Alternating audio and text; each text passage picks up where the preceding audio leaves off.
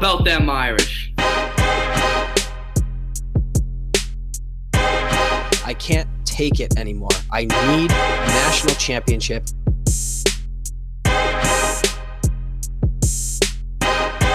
This is the Four Horsemen podcast.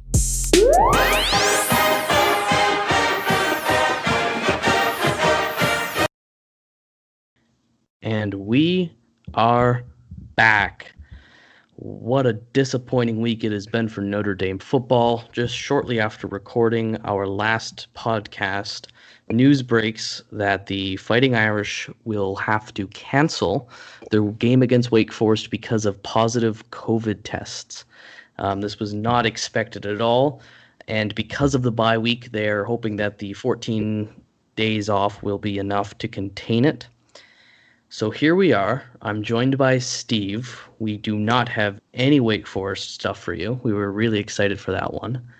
Steve, what are your thoughts on the current situation? Man. It's funny because I just came from South Florida over the weekend. I was in Tampa, just on a quick getaway. Things are definitely wide open down there.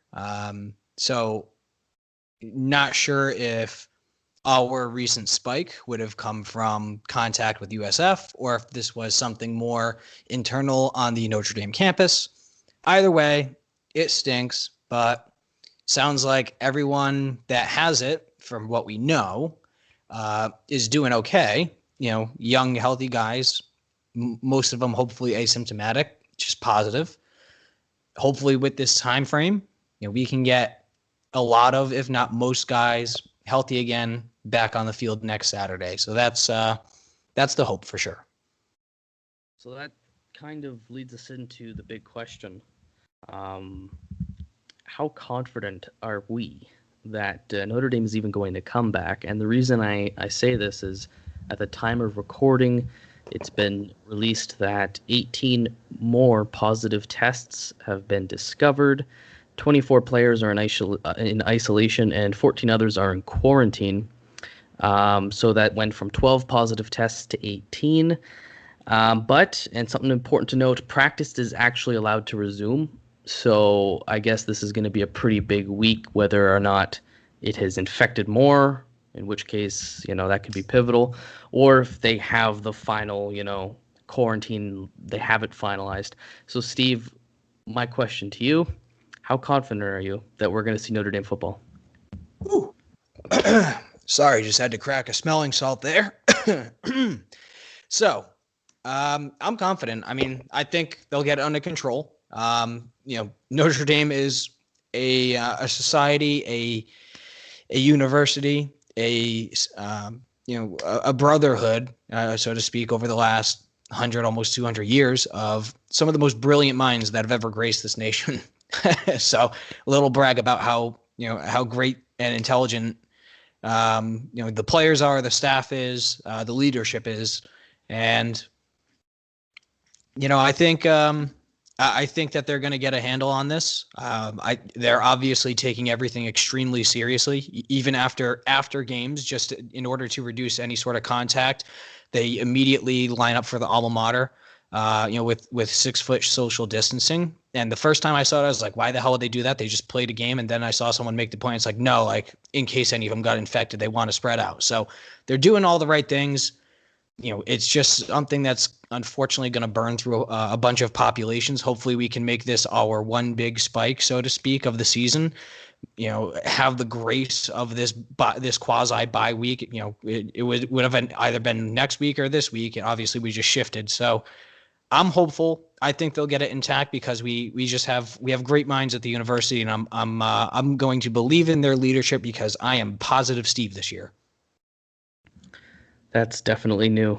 I think this is a pivotal week because we've seen an increase in cases, which means when they first found out all the results, it still spread, which means that if this spreads further, we could be looking at not playing next week. I think if this is just the 18 cases and they've got it all here, and everyone who has contacted it is currently in isolation, and it doesn't spread any further, then I think we're good. I think, we could play with a shortened roster, and I don't think that's the problem. I think it's actually just if you don't contain it, nobody is playing. And that's the big thing. So what I did is I put out on the podcast Twitter account a poll asking how confident you guys felt. So far, we're overwhelming confidence. 90% of you think Notre Dame will be back this season. 10% of you think Notre Dame won't. And some of the top comments I got here, one is from EAC. I'm confident, might need more of a high school blueprint and play guys both ways at times. Most of these players did this in high school. So I think that's a good point for a shortened roster. However, if it doesn't get under control, it doesn't matter if you have enough players or if you can get players to play two ways. It'll just be, if it's not under control, we're not playing. But that is a good point there, and I think we will see maybe a little bit of that if we run a little thin. We had another great tweet at us from Fabs at Fabio227, and he said, "Just saying, this never happened until we joined the ACC." So that's a good dig. I'm always here for digging at conferences. I'm a little worried, I'll be honest with you, because I don't know what I'll do with my life without Notre Dame football, especially where the season started off so well. But I think that could, unless you have anything else you want to say about this COVID stuff in relation to Notre Dame, hopefully, this is the bye week. We wanted to have guests on, but we couldn't because of technical issues with Skype. So hopefully this is the recovery week. Everybody stays good. We'll be ready for Florida State next week, I believe. And we will have an episode out next Sunday or Monday for Florida State.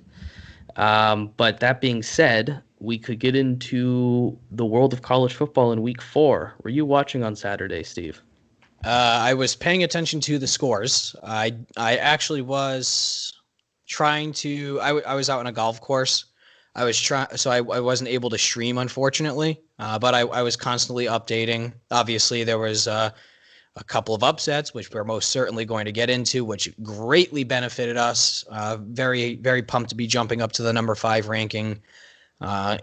Basically by seeing us be at number 5, and I don't think that Georgia's lasting this season without a loss. It essentially is a control your own destiny type of season. So you're our the resident expert of everything basically. So I'm going to let you take us through game by game, and we'll just recap everything. All right. Well, I think the first one to speak about, and the first upset of the day, was the Oklahoma Sooners losing for a second consecutive year to the Kansas State Wildcats. Yes, I think that's them. I remember that one year in 2012. They were a threat to Notre Dame's BCS entry spot until Baylor knocked them off. But regardless, the talent discrepancy there was massive. Someone had tweeted out that there was 50 4- and 5-star players on the Oklahoma roster, and zero for Kansas State, which is they don't even get a absolute single 4-star. Not a single 4-star on that roster, and this is 2 years in a row now. So they just have Oklahoma's number. But before everyone gets too excited, Oklahoma lost to them last year and still made the playoff. So that's something to keep in mind. But as far as if Notre Dame could, let's say, lose in the ACC title game and still get into the playoff, that's a big boost. Having Oklahoma lose early is a good sign towards Big 12 cannibalization, and we almost got one with Texas, by the way. Texas and Texas Tech went to overtime. In fact, Texas Tech had to blow an unbelievable Atlanta Falcons-style game just to lose that. It's a great shot. That's a great shot. Them in. Back-to-back week for the Falcons. They have it coming. Ricochet. But yeah, so Texas barely escapes. Oklahoma's down in week 1. So basically, we're looking at the Big 12 after 1 week and thinking, I don't know if you escape here with a champion who doesn't have at least 2 losses. And if that's the case, that opens up another spot for the ACC, or theoretically and more likely the SEC. But that is the route we want to go. The other big one today, or Saturday at least, was LSU, the defending champions, losing to Mississippi State. And I have to brag here. I right in the early part of the first quarter, I live bet Mississippi State to cover and to win outright because I had such a good feeling after watching a drive or two that LSU were not the team of last year. And fun fact, Steve, that is the first time a national champion has lost in the season opener since Michigan in 1998. And guess who they lost to? Notre Dame. Notre Dame. Tom Brady choked in his first game at South Bend. So, any thoughts there with LSU? Were you surprised? Mike Leach might be my favorite coach in college football. He is so friggin' awesome, man. Damn, that Mississippi State, that air raid offense, they were unbelievable. I mean, LSU, obviously they lose Burrow, but you know they should be getting 4-star guys to refill and reload. So I don't think it was a lack of talent. I think it was a lack of preparation. You know, there's definitely a lot of inexperience there because they lost so many players to the draft in graduation. But yeah, I mean, I can't say it was unexpected that LSU was going to drop one this year so early was the surprising part. But hats off to Mike Leach and his team down at Mississippi State. Those Bulldogs played their asses off. Yeah, I was really surprised with what I was watching because I watched the game instead of doing work, schoolwork, that is. And they were full of athletes on offense. I was surprised with how fast Mississippi State was moving whenever they got the ball. And I don't know if you knew this, but their quarterback I was the Stanford transfer.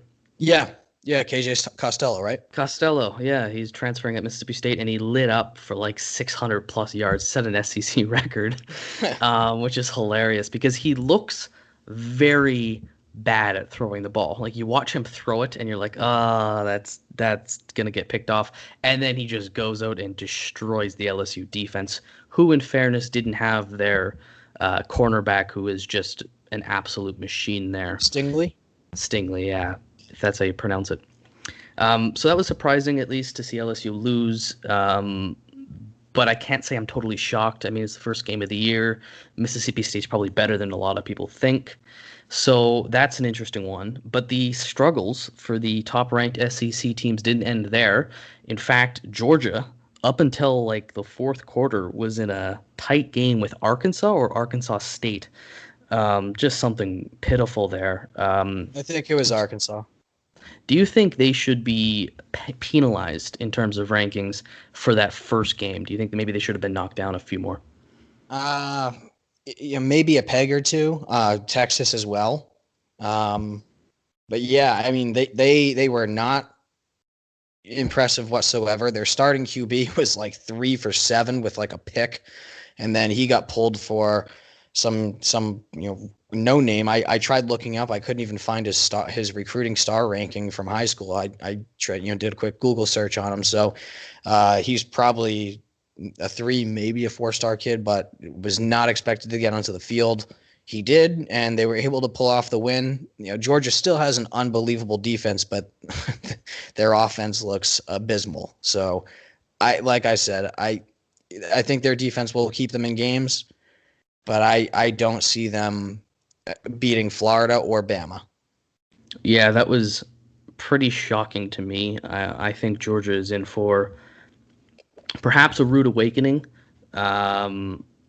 with this season coming up with how good the SEC looks. I just don't know what to do with them. I put out my rankings, my personal rankings after the first few weeks. I have Notre Dame 3rd in the country right now. Clemson, Alabama, and the next place starts with the Irish for me. Georgia didn't look good. LSU got knocked off. Oklahoma got knocked off. Ohio State hasn't played yet. So for me, the Bulldogs aren't one that I'm super worried about, and I think they're going to drop a few games like you've said. But actually going on to the ACC, some relevant stuff for us now, which is pretty sad actually that we have to keep track of the ACC.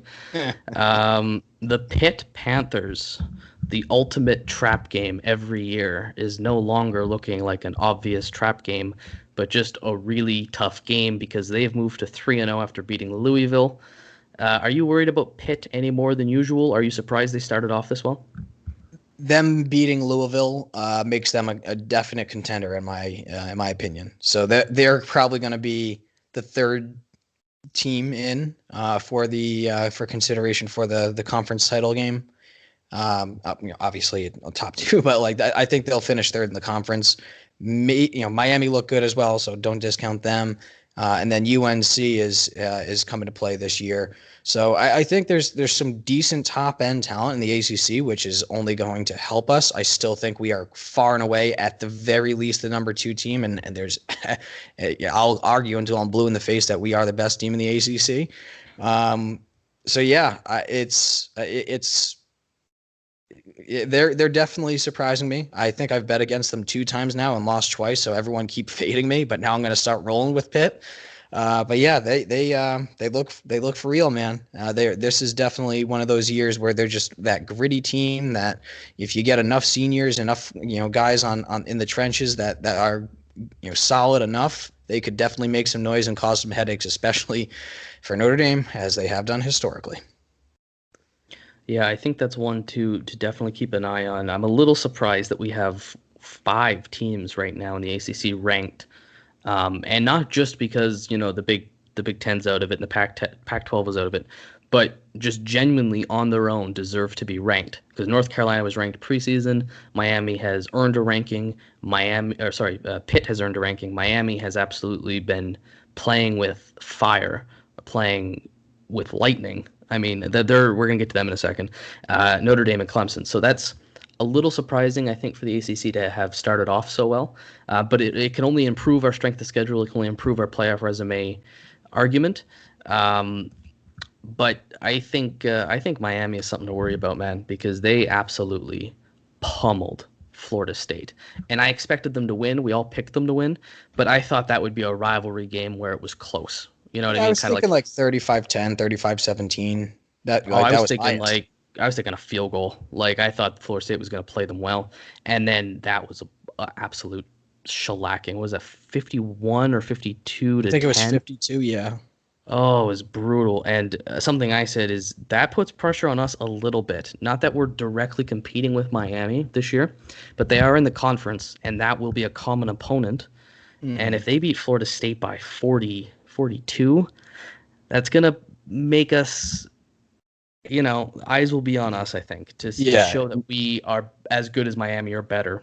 Yeah, you've made the points time and time again that you have to have shared data points just to kind of measure up. And for us to have to now blow the doors off of FSU, I think we're obviously going to beat FSU. They're a downtrodden program, man, but we have to ball out in that game. We cannot have a sputtering offense, so Tommy's going to have to bring his A game. Yeah, I will. I don't want to preemptively make excuses, but one, in rivalry games, it can go 2 ways, right? You can see like the Michigan game last year. You could see a close game, or you could see just in a rivalry game, one side being way better than the other, despite them being similarly talented teams, right? You can see blowouts happen in rivalry games.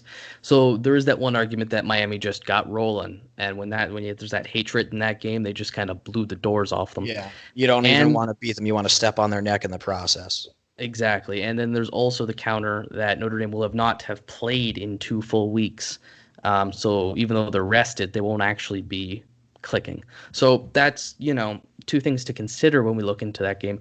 But I think we all would agree that Notre Dame has to blow them out. They have to cover probably whatever the spread is. And what's concerning is that Miami's got a quarterback there in King who is performing lights out so far. And that could be a problem not just for us, but for Clemson, because they run into Clemson this year. And wouldn't that be something if, let's say, we beat Clemson and then Miami beats Clemson and we have a Notre Dame-Miami ACC title game? That will be honestly phenomenal. That'll be so much fun. I want Derek King. I mean, he's a phenomenal QB. He was probably coming into this year a 4th, 5th round pick. He might play himself up into early rounds. Maybe not a first. But I could definitely see a team gambling a 2nd or 3rd on him. Yeah, well, I mean, he suffered that nasty injury at UCF and then I think transferred. And he was one that everyone was keeping an eye on. There was rumors maybe him to Oklahoma, which would be just another Heisman there. But I think he has the legitimate shot at the Heisman this year. I don't think Miami's a top 10 team per se, but I think There's a lot of talent there, and when you have a quarterback, you've seen what it can do, right? We've seen what kind of outcomes a good quarterback could have on a game. So do you have anything else to say about this last week of college football, which was a crazy, crazy week? Yeah, I mean, it was kind of insane. Really wish that Texas Tech knocked off Texas, because then you're pretty much guaranteed to have at a minimum a one-loss team, competing for a playoff, and there would not be many arguments to be made over a one-loss Notre Dame against Clemson if that were to how everything play out. But yeah, so it stinks that Texas was able to come back. But they definitely look shaky, and Ellinger did not look great at all against a porous defense. I mean, they obviously scored like 50 something points, but like for him to only have like 210 yards before those final couple drives when Tech just kind of pissed the game away. Yeah, I mean that was more so a failure by Tech than it was a success by Texas. So yeah, I mean that's pretty much the last thoughts that I had. So yeah, that's wrapping up. Perfect. Well, let's get into the prediction game, which we've got going here for the whole season this time, because we started it about halfway through last year. A good week for everyone. Finally, you're on the board. Yes, I won the week, actually. I went 3-0. And then you, P-Wagon, and Michael all went 2-1. So Steve, on the year, you're 3-6. You're getting back in there. You're closing the gap. But Wagon and I are at 7-2 apiece. We're hitting almost 78% of our picks. So let's get into the games for this week. I know I've said I wanted to do in-conference games, but the ACC conference schedule this week is just pretty gross. So I got 3 fun games for us. First game, and you guys at listening can play along too, no problem. Baylor at West Virginia. West Virginia just did not do it for me this past week. I mean, obviously they lost, but like I don't feel like they really looked good doing it. If you're gonna lose, at least put up a fight, and it seems like they seemingly could not. So I don't know too much about the Baylor program. I typically follow West Virginia. I had some friends that went there, so I always take a little bit of an interest in them. So my heart says West Virginia, but my brain is saying ride with Baylor. So that's a Baylor pick? Yep. Yeah, I agree with you. I mean, the spread for this one is 3 in favor of Baylor. They are on the road, and anything can happen, but I think Baylor's only... Was it last year that they pushed Oklahoma twice? Or was that the year before? I know they've been kind of making a little bit of noise over the last couple of years. So they're basically on a rebuild from the arc. Well, when did Matt Rule leave? He just left this past year. Yeah, so it was last year that they went to the Big 12 title game. Yeah. I think they beat them. No, they choked a game early in the season to Oklahoma, and I think they choked it again.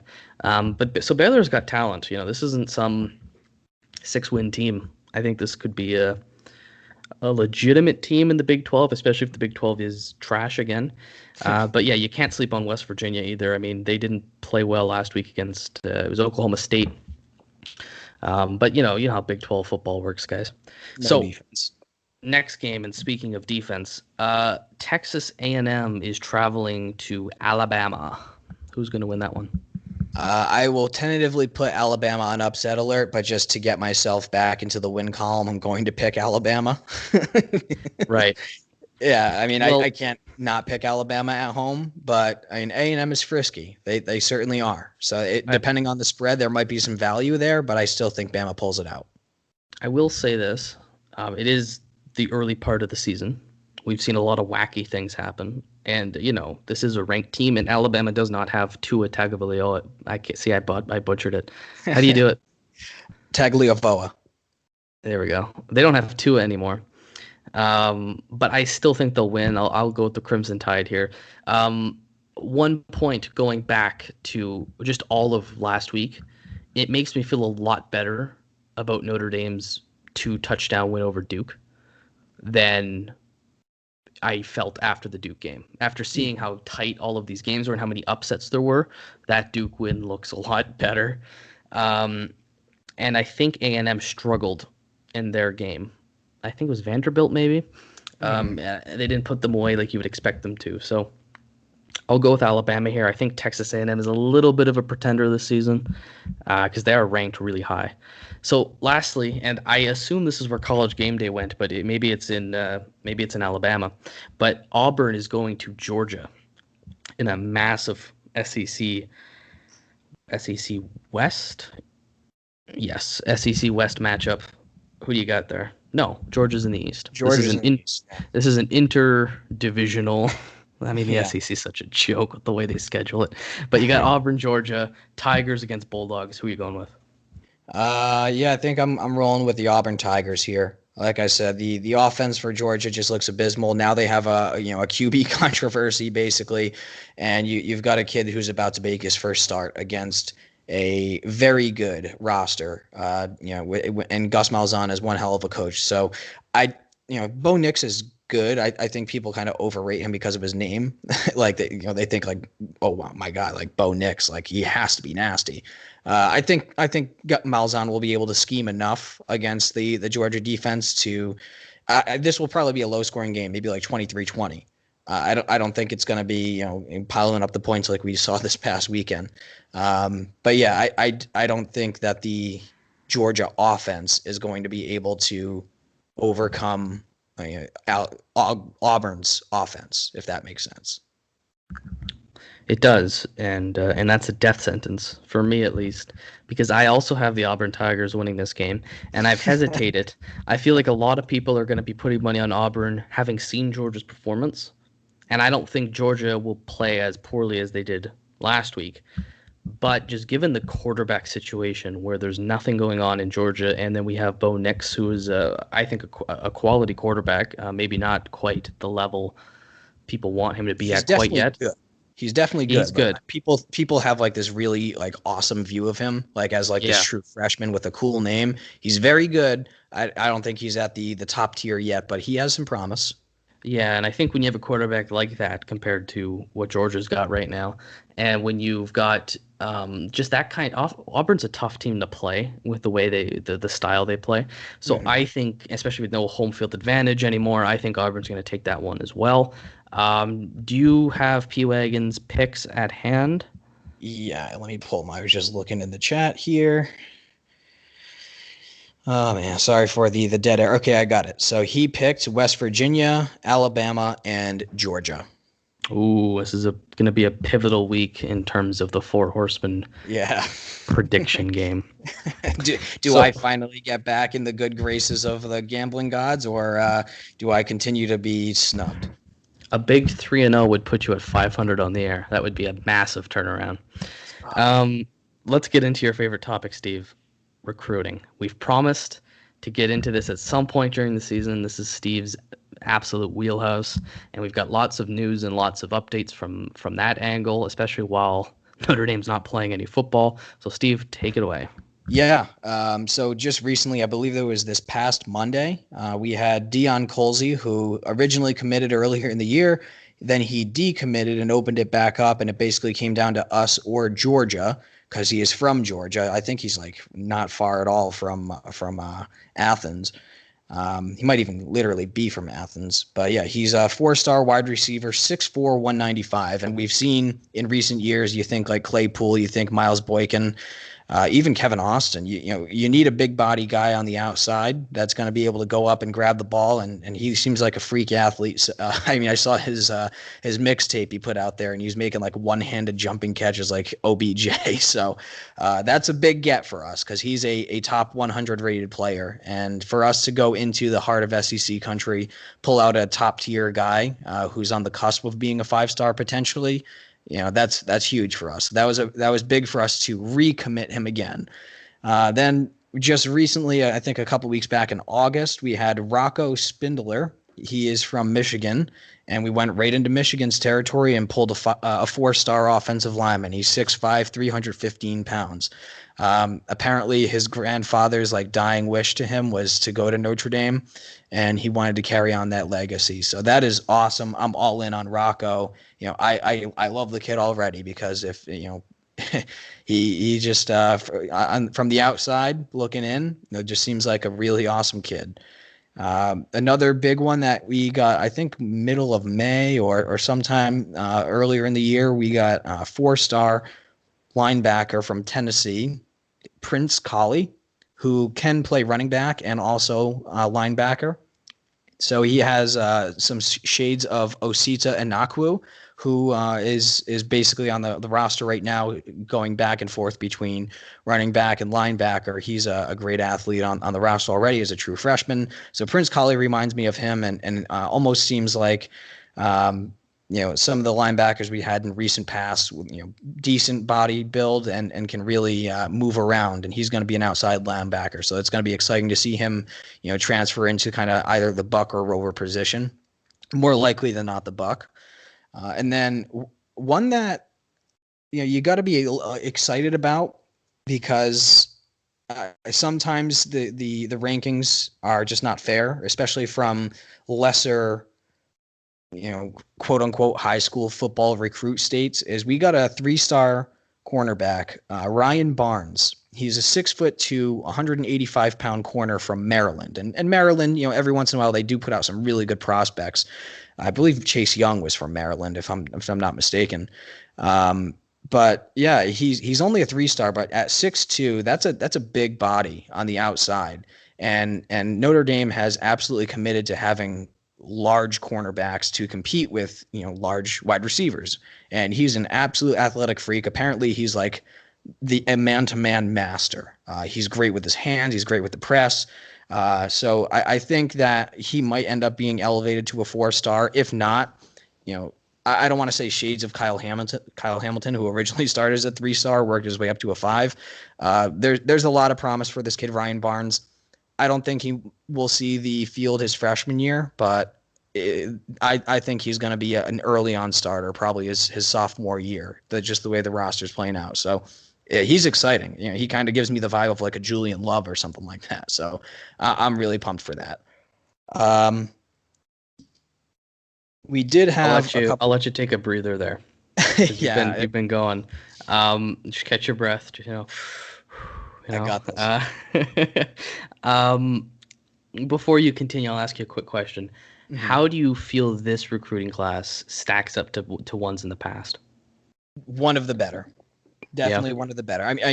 I still would have liked a little bit more depth, because I feel like we only have like 16, 17 guys. And a couple of those are kind of just backfilled with, some 3-star guys that are kind of just, easy layups. They're lifelong Notre Dame guys. They're decent enough to get onto the roster. They may work their way up, on their, in their senior or redshirted senior, graduate years. So there's some, lower end depth that will be picked up inherently. But in terms of, 4-star guys, top end talent, we've only got maybe 11 of those. It would be nice to pull in a few more, and I'll get to that in just a minute. But all things considered, we're putting together the pieces that we need to, especially the QB coming in, who was a 5-star, got downgraded to a 4-star, but that was pretty much after he committed to Notre Dame, and that's very, very common for them to downgrade our guys. Chris Tyree, Kyle Hamilton, Jordan Johnson. So yeah, it's with Tyler Buckner coming in, he's got a couple of wide receivers at his disposal. We have obviously a packed offensive line over the next couple of years. The pieces are starting to come together, and we're adding the right guys in the right spots with the right size. I think that this year is a big year for us. Next year is going to be even more important, and I think that's also contingent on how we play out this year. But all things considered, I'm obviously very excited for it. That's good. That's good. I mean, I know we've got a chance at another not even top 5, top 10, but like even top 8, maybe even crack the top 5. If certain 4-star guys get promoted again, and I know Blake Fisher has been by some of the companies has been upgraded to a 5-star. Did you see with Blake Fisher? Did you see his the blindside moment he had? Yeah, when he just took a guy 70 yards. Yeah, just pure from the movie Blindside. He carried a block legitimately 25 yards downfield and just absolutely pancaked this kid. It was hilarious. So love Blake Fisher, and he's very active on Twitter trying to recruit some guys, and he has helped with bringing in talent along with Buckner. So very exciting stuff. I will say this before I let you continue with your godly speech over recruiting. I think Tyler Buckner is clearly the crown jewel of this class, given his position, given where he's ranked, and given what state he's from. California is the answer. And what I love about this class is how many weapons they're giving him. Starts off with the offensive line, right? They get the top offensive tackle, one of the top offensive tackles, and then the top offensive guard in Rocco Spindler. So he's got 2 4-star, borderline 5-star offensive linemen, and then they go out and get him 2 highly rated receivers. Plus with what we got coming in already and what we've already got there. So I really like the way they've built this recruiting class seemingly around Buckner. And I'm going to let you now just get into the rest of it because I know there's a lot more to get to. Absolutely. And just a quick point on Buckner. Do you know what high school he goes to? Oh, I was looking up his profile. I don't know. I'll give you a hint. It's the same one that Reggie Bush went to. Oh, Helix High School out in California. So there's obviously been some proven talent out of there in the past, and it's cool that we were able to go into USC territory and pull just an absolutely incredible stud from there. So, and with the shakiness of Drew Pine, which we are very hopeful for his development over the next couple of years, but it looks like this is Buckner's job next year. As a true freshman, which honestly I'm very excited for because we can potentially go from a 3-year starter to a 3-year starter, potentially 4-year starter, depending on how Buckner's career goes. So it's huge. It honestly is huge. And like you extrapolated a second ago, he has plenty of weapons coming in ahead of him. One thing I did want to touch on is a couple of key losses that we either missed out on or lost a commitment from. One was a 5-star offensive lineman from Pennsylvania, Nolan Rucci. And the 5-star, I mean, his brother plays on Wisconsin, so he ended up committing to Wisconsin. So not that many people were surprised. But Penn State was in play, Clemson was in play, Notre Dame was in play, Michigan. Ultimately, he landed in Wisconsin. So it stinks because we have such a good offensive line at this point to add another 5-star. And just shore that up and basically guarantee like the best offensive line in football once again for years to come would have been great. So it kind of stinks that we weren't able to pull him, but there's legacy there at Wisco. So it's understandable. It just it hurts to miss out on that given our recent success. And then we just had a decommitment from Philip Riley, who is a 4-star cornerback, and he was a really, really big get in this class for us. He ended up decommitting. He's from Florida, and he's now committed to our hated rivals, USC. So now we have to absolutely despise Philip and wish him nothing but not success for his entire career because he goes to a scumbag program. But a healthy career, just not a good one. So yeah, those were kind of 2 key losses that we had recently, which kind of stinks. But again, Ryan Barnes is hopefully the guy that can kind of fill that role, and I think he's got the body and the skills to do so. And then, there's 3 guys that are still in play. All of them are heavily trending towards Notre Dame, so don't be surprised if all these pieces fall within the next couple of weeks, and we'll obviously be on top of any recruiting news. We have 3 4-star guys that are on the docket currently as priority targets, which will pretty much clean up the class. The first is Dante Thornton. He's a 4-star wide receiver from Maryland again. He is 6'5", 185. So to have 2 4-star wide receivers, one at 6'5", one at 6'4", coming in, again, for a top quality quarterback, he's at the very least in the Elite 11. That could be one hell of a connection for years to come.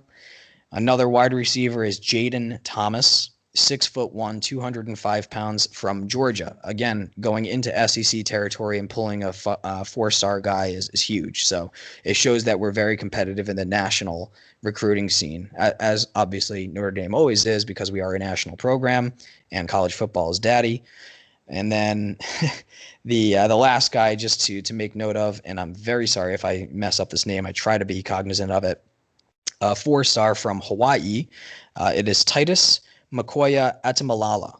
He is a 4-star athlete at 6'1", 170. You have to believe he's either in play to be at running back, cornerback, or wide receiver. I was just about to ask, where are they going to play him? Yep, and depending on how talent shakes out and how the roster builds over the next couple of years, you could see him being one of those guys, almost like a Theo Riddick type, almost like a Jafar Armstrong type that can go back and forth between running back or wide receiver, and then also depending on the secondary, he looks like he can kind of plug and play there, maybe even like as a nickel back. So. A lot of talent that's hopefully still all rolling in. Again, all guys are, I believe, like an 8 or higher confidence trending towards Notre Dame. So it'd be surprising if we don't close out all 3. It's really with Thornton, because I thought he was trending towards Oregon. That's the way I thought it was. Last I checked, which was about 15 minutes before showtime, he was trending ND. So it looks like he's kind of a flippy floppy. Let's hope we can pull him in, because that would be huge.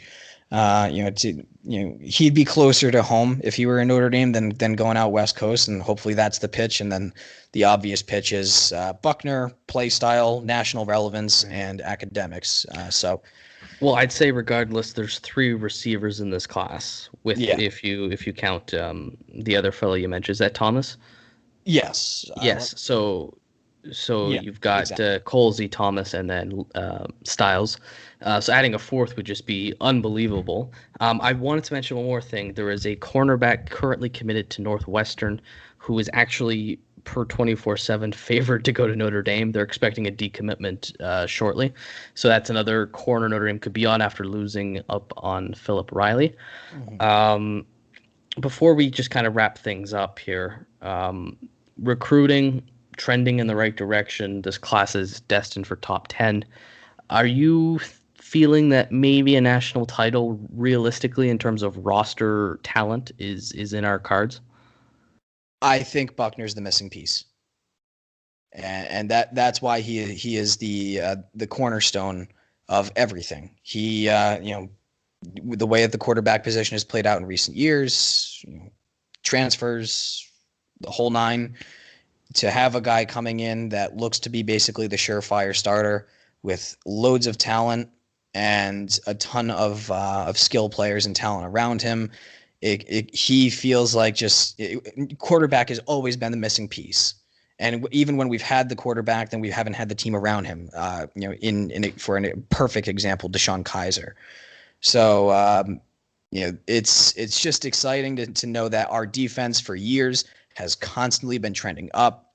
Kyle Hamilton, the second coming of Jesus Christ himself. I'm sorry if that was sacrilegious to any of our religious supporters or followers. He's going to be the staple of our defense for at least one more season. I definitely think a title's in play, because I think a title's in play this year. So, yeah, I have to believe in my heart that we're trending towards a championship, and not only just one, but sustained playoff success over the next couple of years, the way that our last couple of classes have shaken out. How about yourself? I think that level and talent in terms of recruiting pool is reaching that level of consistent elite playoff caliber. I think this class, this next, I'll call it era of Kelly team, if Kelly stays for it, the Buckner years, we'll say from Hamilton all the way through to Buckner, I think there will be enough talent to win a title. I don't know if they will, but I can see, because I've always argued the reason we haven't won one is not Kelly's fault. It's the university's fault for placing so many restrictions on recruiting that we're just recruiting a smaller pool. And I think even within that pool, we've done a really good job of focusing on offensive linemen and then now skilled players. So when you add that skilled players component to a Clarkley defense, hopefully he stays on as defensive coordinator. I feel really, really good about our chances as just a roster, just looking at that roster and feeling we have less holes than usual. Whatever Clarkley demands for a salary, double it. That's awful negotiating. Notre Dame has the money. We just pay him all of the money. We need them. That's a fair point. All right, so let's just wrap things up here. Now that we've had a week pause, we're on bye week officially. There'll be no game next week. How are you feeling about the season, looking back on our 2 games and looking forward to the remaining games and having seen the SEC play in 1 week? Are you feeling better than preseason, worse? What are your thoughts? Better. Yeah, absolutely. Georgia doesn't look nearly cracked out to what they were. LSU has obviously fallen. And make no mistake about it, there's still 2 great programs that could knock off Alabama, that could knock off Florida. So it looks like cannibalization might be in full blown effect in both the Big 12, in the SEC, and I think that the ACC is absolutely up for grabs. Clemson didn't exactly blow the doors off the Citadel. Don't get me wrong, they're obviously still a top tier program, but they obviously have lost a ton of talent to the draft in recent years. So they still have tons of recruiting talent that has come through. I just feel like they're a little bit younger than normal. So, who knows? And this could be a year where, where Trevor Lawrence is basically playing to protect his draft stock, not playing to win championships. So you never know how these things are going to shake out. So I'm high. I'm high on life. I'm high on the Irish. I love it. I think that it's our season to lose effectively. The destiny's in our hands right now. We need to play Notre Dame football. Great defense, strong offensive line, responsible on offense. Ian Book managed those freaking games, and I think it's the playoffs are ours to lose at this point. Yeah, I think what we've learned is kind of what we already have known, that the path to the playoff is within our own hands. We have to beat Clemson at least once, possibly twice. You win the ACC, you're in. But if you beat Clemson early and lose to them in the title game, who knows? And that's kind of that who knows, that scenario is what we're trying to puzzle out. And with Oklahoma losing and with the Pac-12 clearly not getting enough time in, and with potentially a Big Ten winner having a loss, which is not out of the realm of possibility, that possibility of Notre Dame getting in despite not winning the ACC is out there. I would say in terms of confidence level with the schedule, I feel the same, with the caveat that Book has not performed to my expectation and the ACC has looked better. But assuming we can, get enough out of Book, and hopefully not just get enough, but utilize him to get the most out of Book, which we know he can do, then I would feel pretty good about this. So I think with all that being said, I think we could wrap this up here. And I would like to say, what other Notre Dame content are you being fed in the middle of a bye week after not playing the week before? And I'll tell you the answer. It's only the Four Horsemen podcast. I did not fact check that, so please don't. And therefore, you guys must tune in, engage, 5-star ratings, anything you can, because we love to have you. We look forward to having you for the rest of the season. We've been getting great engagement from all of you on social media. I think we may have an Instagram account. I don't know. We'll have to ask Steve about that one. Yes, we technically do. We have like 2 followers though, and I'm one of the 2 followers. If you want, if people are down to start following the Instagram, I will absolutely start posting more. It's just like, it's hard to manage creating content for Instagram to me being 50% of the following. So as you guys start jacking up those follows, I'll start jacking up posts. That's my promise to you. Instagram sucks anyway. It doesn't matter. Here we are, the best Notre Dame podcast place you can get around. The funniest hosts, the best looking hosts, the smartest hosts. I think that is undisputed. Everyone is saying so. So tune in next week, guys. Give us a shout on Twitter. We'll have some engaging content, and we look forward to the rest of the season. Steve, do you have anything to say? Obviously, my thoughts are make Notre Dame great again and go Irish. How about you, man? Go Irish, beat the bye.